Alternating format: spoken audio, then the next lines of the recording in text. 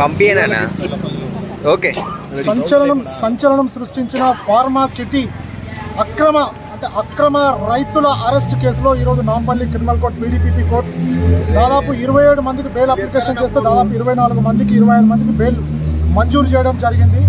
Different surety ఇస్తూ 3 months condition అంటే SHO సమక్షంలో అపియర్ కావాలని చెప్పి Nampally criminal court PDPP special court ఈరోజు ఉత్తర్వులు ఇవ్వడం జరిగింది.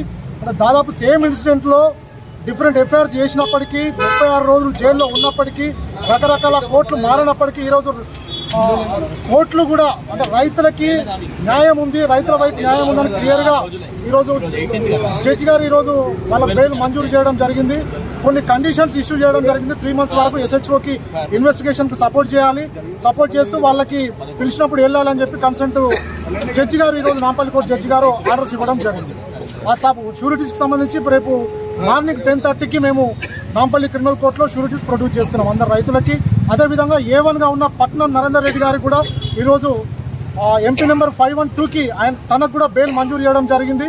షూరిటీస్ కూడా రేపు మేము సబ్మిట్ చేస్తున్నాం. పట్నం నరేందర్ రెడ్డికి ఎలాంటి కండిషన్స్ పెట్టింది బెయిల్లో? 3 months వరకు every weekly once every Friday SHO గారి సమక్షంలో అపియర్ కావాలి.